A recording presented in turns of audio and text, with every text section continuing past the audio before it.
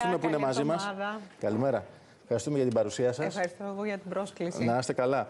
Πάμε λίγο να ξεκινήσουμε από τον ΑΣΕΠ. Δηλαδή, έρχεται νέος διαγωνισμός. Τώρα, τις επόμενες μέρες, θα μας πείτε εσείς τώρα και τις λεπτομέρειες, αν υπάρχει και χρονοδιάγραμμα και τι θα ακολουθήσετε βασικά ώστε να τρέξουν οι διαδικασίες. Γιατί και το προηγούμενο διάστημα είχε γίνει πολλή συζήτηση, ακόμα και από εσάς και από την κυβέρνηση και από το Υπουργείο Εσωτερικών, ότι γίνεται ο διαγωνισμός, αλλά υπάρχουν καθυστερήσεις να βγουν τα αποτελέσματα. Σωστά. Γι' αυτό το λόγο έχουμε περάσει σε ένα καινούριο μοντέλο. Να πω λιγάκι για τον προγραμματισμό του επόμενου γραπτού διαγωνισμού. Έχουμε πολλές καινοτομίες στο συγκεκριμένο ζήτημα, η αλήθεια είναι. Καταρχήν να πω ότι έκλεισαν οι αιτήσεις την προηγούμενη Πέμπτη. Την Πέμπτη δηλαδή έκλεισαν αιτήσεις, μάλιστα. Σωστά. 47.410 αιτήσεις για τον επόμενο πανελλήνιο γραπτό διαγωνισμό του ΑΣΕΠ. Άρα το ΑΣΕΠ θα ανοίξει η πρώτη καινοτομία είναι ότι πλέον οι υποψήφοι θα κλείσουν ραντεβού για να δώσουν εξετάσεις. Δηλαδή την ώρα και τη μέρα που τους βολεύει στο διάστημα που θα ανοίξει το ΑΣΕΠ. Δεν θα γίνει δηλαδή μέσα σε μία ημέρα. Όπως γίνονταν στο παρελθόν. Αυτό είναι καινούριο, έτσι. Ακριβώς. Η πρώτη καινοτομία είναι αυτή. Αυτό θα ανοίξει, υπολογίζουμε, την Τετάρτη που μας μπαίνει. Επομένως, αυτό είναι ένα ζήτημα πάρα πολύ σημαντικό. Δεύτερο ζήτημα πολύ σημαντικό. Ηλεκτρονικός διαγωνισμός. Οι εξετάσεις θα γίνουν μπροστά σε ηλεκτρονικό υπολογιστή. Αυτό μας δίνει τη δυνατότητα, αυτό που σας είπα πριν, δηλαδή να κλείσουμε βάρδιες προκειμένου οι υποψήφοι να έρθουν να δώσουν τις εξετάσεις τη μέρα και την ώρα που τους βολεύει σε συγκεκριμένο χρονικό διάστημα. Δηλαδή, υπολογίστε ότι κάθε βάρδια θα είναι περίπου το πολύ 3 ώρες με την είσοδο κτλ. Επομένως, έχουμε ένα πολύ πιο μαζεμένο πια χρονοδιάγραμμα. Τι θα μας δώσει τη δυνατότητα ο ηλεκτρονικός διαγωνισμός? Να βγουν αμέσως τα αποτελέσματα. Δεν θα υπάρχουν, δεν σας διακόπτω τώρα, δεν θα υπάρχουν τετράδια, να φύγουν τα τετράδια, να πάνε στους εξεταστές, να ξαναγυρίσουν πίσω τα αποτελέσματα. Πολύ σωστά. Άρα κερδίσετε χρόνο σε όλα αυτά. Όταν λέτε αμέσως, τι χρόνο δηλαδή? Σημαίνει ότι μόλις ολοκληρωθεί η διαδικασία η διαγωνιστική, δηλαδή υπολογίζουμε ότι θα ξεκινήσει κάποια στιγμή στα μέσα Ιουνίου και θα τελειώσει στα μέσα Ιουλίου. Συριακά, πρώτα στην Αθήνα και μετά στη Θεσσαλονίκη. Τα εξεταστικά κέντρα θα είναι σε Αθήνα και Θεσσαλονίκη. Επομένως, αμέσως μετά το κλείσιμο της διαδικασίας, εντός του Αυγούστου, θεωρώ ότι τα αποτελέσματα θα βγουν στον αέρα. Η κατάταξη δηλαδή των υποψηφίων θα βγει στον αέρα. Τι θα συμβεί αμέσως μετά? Το Σεπτέμβριο έχουμε τον ετήσιο προγραμματισμό προσλήψεων του 26. Για αυτές τις θέσεις και για τον προγραμματισμό του 27 είναι αυτοί οι υποψήφοι, έτσι, να το ξεκαθαρίσουμε. Και αυτό, κύριε Σιαδήμα, δίνει την δυνατότητα αντιστροφής του μοντέλου. Ο στόχος μας είναι η ελαχιστοποίηση του χρόνου της διαγωνιστικής διαδικασίας και του υπολογισμού της μοριοδότησης, ούτως ώστε με το που μπει το έτος για το οποίο έχουν εγκριθεί οι προσλήψεις, οι υπάλληλοι να κάθονται στις θέσεις τους και να αναλαμβάνουν υπηρεσία. Και αυτό γιατί ουσιαστικά και εγώ νομίζω ότι δίνανε για ένα διαγωνισμό που είναι τώρα αυτό το έτος το προηγούμενο, άρα ουσιαστικά κάνετε για το 25, 26, 26, 27, έτσι. Πολύ σωστά. Άρα και οι 47.100 που έκαναν αίτηση, για πόσες θέσεις πάνε? Αυτό δεν το ξέρουμε ακόμη, γιατί θα εγκριθεί ο προγραμματισμός του 26 και του 27 το Σεπτέμβριο ακριβώς. Ανάλογα με τα κενά που υπάρχουν στο δημόσιο τομέα, έτσι. Πολύ σωστά. Ακριβώς. Είναι μια κατάκτηση ο ετήσιος προγραμματισμός προσλήψεων, να το πούμε και αυτό. Έως τώρα, όπως γνωρίζετε, μέχρι το 19 γινόντουσαν αποσπασματικές εγκρίσεις για προσλήψεις. Άρα δεν μπορούσε να γίνει και κανένας προγραμματισμός και από το ΑΣΕΠ, έτσι. Ενώ τώρα πάμε σε μια πολύ μεγάλη προκήρυξη που καλύπτει κάθε 2 χρόνια τις ανάγκες του δημοσίου και αυτό θα μας δώσει τη δυνατότητα πραγματικά να έχουμε γρήγορα τις προσλήψεις. Να πω και κάτι ακόμα. Πάρα πολύ σημαντικό. 3 σημεία. Οι συγκεκριμένοι υποψήφοι θα μοριοδοτηθούν με την επαυξημένη εντοπιότητα που ψηφίσαμε τον Οκτώβρη. Για να στηρίξετε τις περιοχές και τις πιο μακρισμένες στην περιφέρεια. Ακριβώς. Είναι πάρα πολύ σπουδαίο αυτό, γιατί αντιλαμβάνεστε ότι μας ενδιαφέρουν οι άνθρωποι να μένουν στον τόπο τους. Δεύτερον, και πολύ σημαντικό, έχουμε υιοθέτηση ποινών. Όποιος δεν αποδέχεται τη θέση του διορισμού του, τότε αποκλείεται από τις επόμενες διαδικασίες για τα 3 χρόνια. Μπαίνει φρένο δηλαδή εκεί πέρα, ώστε να μην έχει τη δυνατότητα επιλογής. Αν δεν μ' άρεσε αυτή η περιοχή, δεν θα πάω, θα περιμένω τον επόμενο διαγωνισμό. Πρέπει, στο πλαίσιο της συνειδητοποίησης ότι πάω να δουλέψω για το δημόσιο, δεν αναγκάζουμε κάποιον να αιτηθεί να πάει στη Λαμία, ας πούμε. Άρα, όταν αρνηθεί τη Λαμία που εκείνος την έχει ζητήσει, αντιλαμβάνεστε, επειδή αυτό δημιουργεί ένα ντόμινο καθυστερήσεων, έχει μια πολύ μεγάλη Έχετε πολλά τέτοια φαινόμενα? Γιατί Έχουμε πάρα πολλά και γι' αυτό το λόγο πάμε στο κομμάτι της ποινής. Δηλαδή, να σας πω τώρα πρόσφατα για την πανεπιστημιακή εκπαίδευση κατηγορία, η οποία απορροφά με τον προγραμματισμό προσλήψεων του 22 και του 23 από τον προηγούμενο γραπτό διαγωνισμό. Έχουμε τουλάχιστον 500. Οι οποίοι αρνηθήκαν να πάνε στον τόπο που τελικά είχαν επιλεγεί. Ακριβώς. Εγώ ουσιαστικά ο μισός διαγωνισμός, με συγχωρείτε. Άρα γι' αυτό το λόγο λοιπόν πάμε σε αυτή τη συνθήκη. Τελευταίο που θέλω να πω και γενικού ενδιαφέροντος για τους υποψηφίους μας, να πω ότι είμαστε αυτή τη στιγμή σε μια συνεργασία με το Υπουργείο Ναυτιλίας και Νησιωτικής Πολιτικής και το Υπουργείο Υποδομών και Μεταφορών, προκειμένου οι άνθρωποι οι οποίοι θα προσέλθουν από την περιφέρεια στα εξεταστικά κέντρα Αθήνας και Θεσσαλονίκης να καταφέρουμε κάποιες εκπτώσεις, ούτως ώστε στη μετακίνησή τους να έχουν Άρα, μια από ό,τι ευελιξία. καταλαβαίνω, θα υπάρχει και η καινοτομία, γιατί και αυτό είναι βασικό. Ότι άνθρωπος κάποιος μπορεί να δουλεύει ή να κρατάει τα παιδιά του, να έχει μια άλλη υποχρέωση. Ότι μπορεί να έρθει και μια καθημερινή να δώσει εξετάσεις ή το Σάββατο ή την Κυριακή, αλλά με ραντεβού. Να μην μένει στην και κλείνει ένα τρίωρο. Άρα κανονίζει και το ξενοδοχείο του και τα μεταφορικά του και την ημέρα που τον βολεύει και φυσικά να είναι και διαβασμένος. Έτσι δηλαδή. Για το διάβασμα τώρα, να πω και την εξής καινοτομία. Πάμε ακριβώς επειδή οι διαγωνιζόμενοι θα εξεταστούν σε διαφορετικές ημέρες, πάμε σε μια ανοιχτή και πλήρως προσβάσιμη σε όλους τράπεζα θεμάτων στο επίπεδο των γνώσεων, πράγμα το οποίο δεν συνέβαινε την προηγούμενη φορά. Δηλαδή, στην ίδια ύλη που είχαμε πρόπερση, θα έχουν βγει συγκεκριμένες ερωταπαντήσεις, προκειμένου οι υποψήφοι να προετοιμαστούν καταλήλως. Αυτές οι ερωτήσεις θα βγουν σε διάφορα σετ. Δηλαδή, αυτός που θα δώσει την πρώτη εβδομάδα θα έχουμε βγάλει ένα σετ 400 ερωτήσεων που θα απευθύνεται για την πρώτη εβδομάδα. Ένα δεύτερο σετ ερωτήσεων μετά για αυτούς που θα εξεταστούν τη δεύτερη εβδομάδα, ούτως ώστε να προετοιμαστούν οι υποψήφοι μέσα από την τράπεζα θεμάτων για να είμαστε ακόμη πιο πώς να το πω, φιλικοί προς τους υποψηφίους μας. Και δίνεται και ένα πλαίσιο συγκεκριμένο όσον αφορά την ύλη. Έχει καινοτομίες πάντως το σύστημα όπως το περιγράφεται. Αυτό είναι ένα κομμάτι. Όσον αφορά τον ΑΣΕΠ, πάμε στον ΑΣΕΠ τώρα, έτσι, γιατί όλο αυτό είναι το διαδικαστικό και βλέπουμε ότι έχει καινοτομίες. Σωστά. Λοιπόν, όσον αφορά τον ΑΣΕΠ, που το προηγούμενο διάστημα λέγαμε ότι υπήρχαν καθυστερήσεις ή ότι λείπανε χέρια για να δουν τους φακέλους, ή επίσης έδιναν εξετάσεις. Περνούσαν οι άνθρωποι, αλλά τους ζήταγε ο ΑΣΕΠ χαρτιά.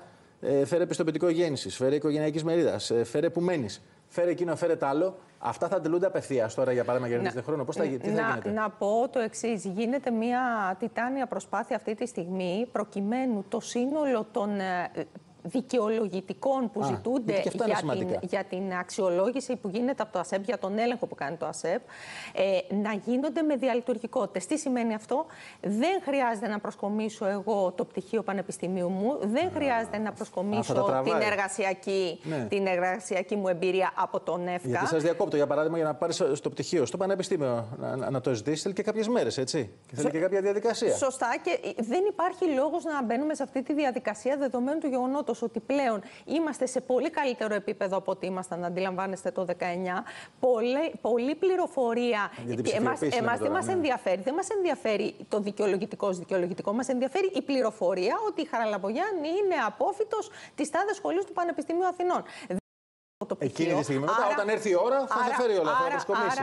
Όχι, δεν χρειάζεται καν. Τίποτα, θα τα βλέπετε. Άρα, εμάς αυτό το οποίο μας ενδιαφέρει είναι να δηλώσει η Χαραλαμπογιάννη ότι είναι απόφοιτος της τάδε σχολή.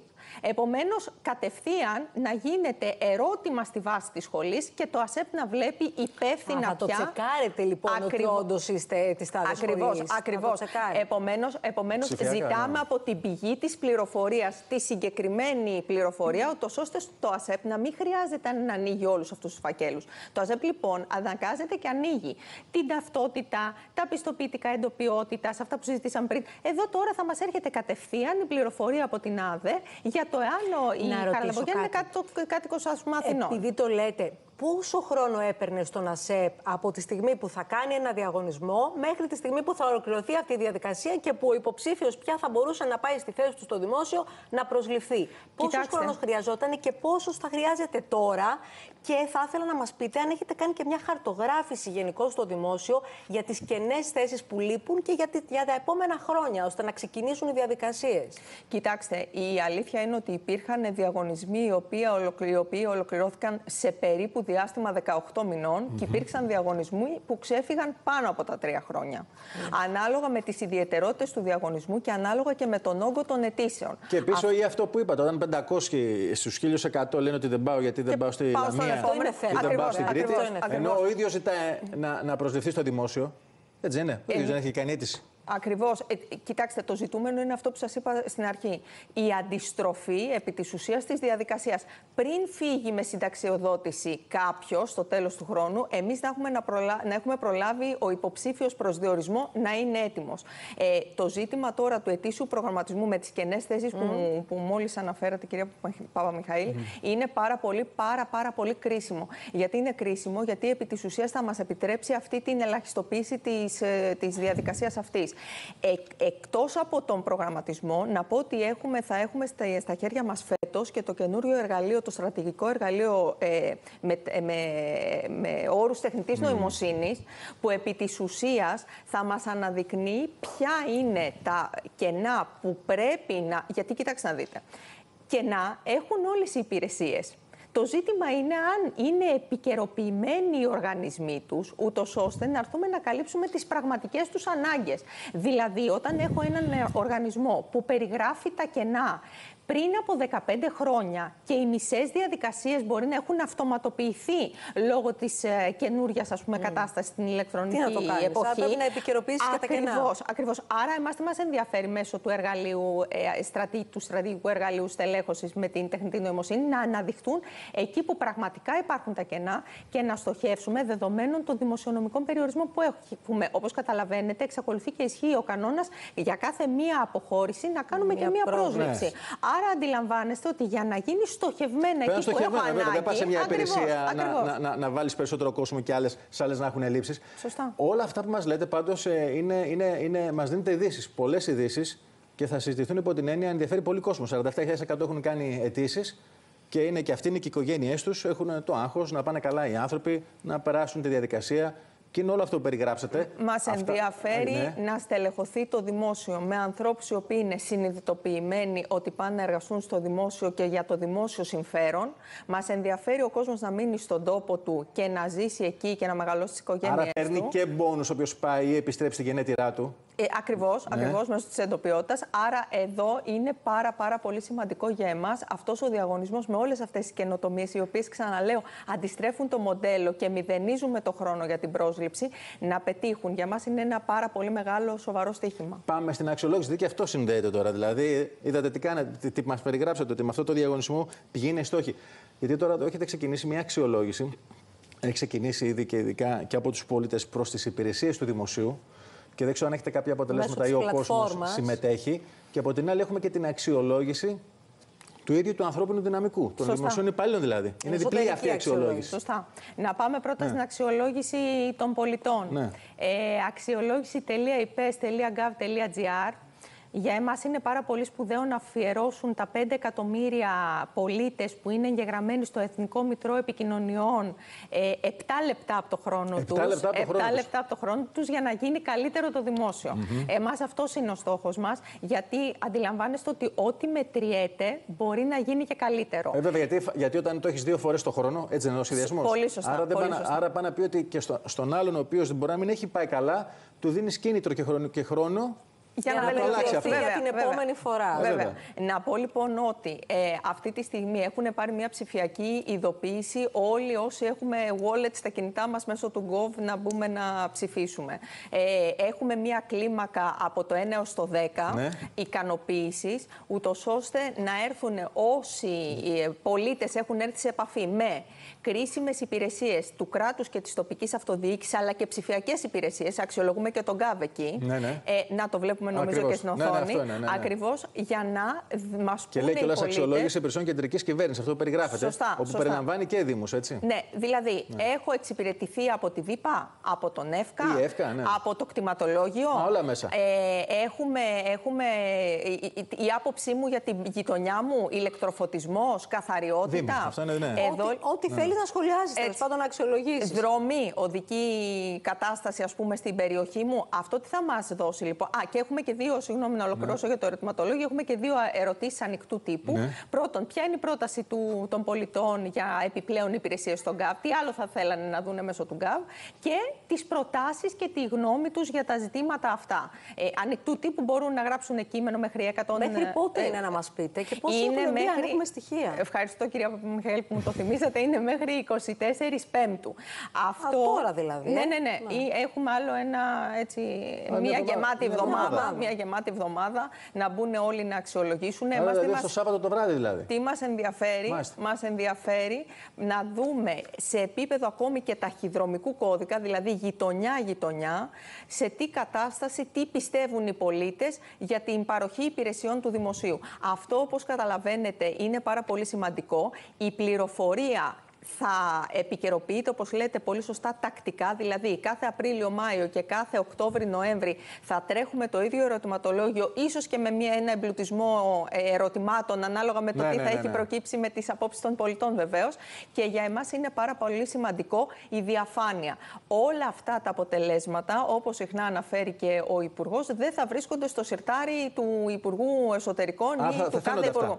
Αυτά θα αναρτηθούν όλα στην ίδια ψηφιακή πλατφόρμα, στο αξιολόγηση.ipes.gov.gr. Άρα θα μπαίνω εγώ στο κινητό και θα βλέπω βλέπουμε αναφορέα, αναδήμο, ανακατηγορία παροχής υπηρεσίας, αναταχυδρομικό κώδικα. Γιατί άρα είναι μια δημοσκόπηση τώρα, έτσι. Είναι μια σφιγμομέτρηση επί της ουσίας για ουσιαστική βελτίωση της παροχής υπηρεσίας στο δημόσιο. Θα υπάρχουν συνέπειες, θα υπάρχουν συνέπειες για κάποιες υπηρεσίες που δεν τα έχουν πάει τόσο καλά. Θα τους δίνετε κάποιο χρόνο βελτίωσης. Κοιτάξτε, αντιλαμβάνεστε ότι όταν ένας αρμόδιος φορέας δει ότι το υποκατάστημα, τώρα δράτω με ενός παραδείγματος, έτσι δεν είναι πραγματικό περιστατικό. Λοιπόν, αν ο διοικητής του ΕΦΚΑ δει ότι το υποκατάστημα στα Ιωάννινα έχει μια χαμηλή βαθμολογία, ενώ το υποκατάστημα του ΕΦΚΑ στην Πιερία, στην Πάτρα, είναι πολύ καλύτερο, αντιλαμβάνεστε ότι εκεί χτυπάει ένα καμπανάκι, ότι κάπως πρέπει να δούμε πού είναι το πρόβλημα και να ασχοληθεί. Και αν έρθει και στο δεύτερο στο εξάμηνο, θα πρέπει να πάει και από εκεί να δει τι γίνεται. Εκεί αντιλαμβάνεστε ότι αυτό δημιουργεί σίγουρα μια συνθήκη αφύπνισης και ενεργοποίησης. Και φαντάζομαι μέσα σε αυτό τώρα ότι θα θέλουν και οι ίδιοι εργαζόμενοι. Μην έχουν,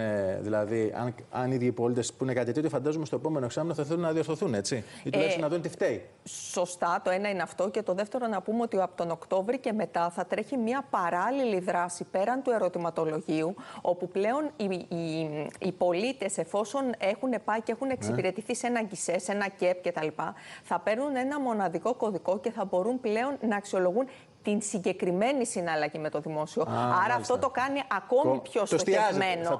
Θα το εστιάσετε ακόμα περισσότερο. Δεν θα λες ότι έχω πρόβλημα με τον ΕΦΚΑ, μετά θα λες έχω πρόβλημα γιατί μου καθυστέρησαν να μου βρουν αυτό το χαρτί, ενώ στο άλλο κατάστημα μου το βρήκανε για παράδειγμα. Για συγκεκριμένο λόγο, σε συγκεκριμένο κατάστημα κτλ. Καθώς κλείνει η κουβέντα μας τώρα, πάμε λίγο στην αξιολόγηση. Αξιολόγηση υπαλλήλων. Γιατί είδαμε και μια δημοσκόπηση εχθές.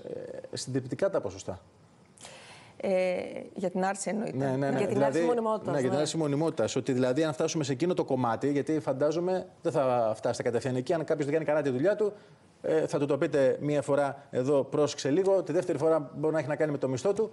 Και την τρίτη να φτάσουμε εκεί. Που δεν θέλει κανένας, αλλά ποια είναι η διαδικασία. Κοιτάξτε, είναι πάρα πολύ σημαντικό να γίνει αντιληπτό από το 2023 και μετά ότι γίνεται ένα το κρατούμενο. Ναι. Δηλαδή, επειδή υπάρχει. Αυτοί που αρνούνται, δηλαδή, τι θα γίνει. Λοιπόν, πάμε στα δύο βασικά σημεία για να φτάσω εκεί. Τα δύο βασικά σημεία της αξιολόγησης ποια είναι? Η στοχοθεσία, δηλαδή επί της ουσίας με τι ασχολούνται ετησίως, ποιοι είναι οι στόχοι που πρέπει να έχει κάθε οργανική μονάδα του δημοσίου. Αυτό είναι πάρα πολύ σημαντικό και βάλαμε και την τεχνητή νοημοσύνη προκειμένου να αντικειμενικοποιηθεί η διαδικασία της στοχοθεσίας. Η αντικειμενικοποίηση είναι πάρα πολύ σπουδαίο ζήτημα για το κομμάτι της αξιολόγησης.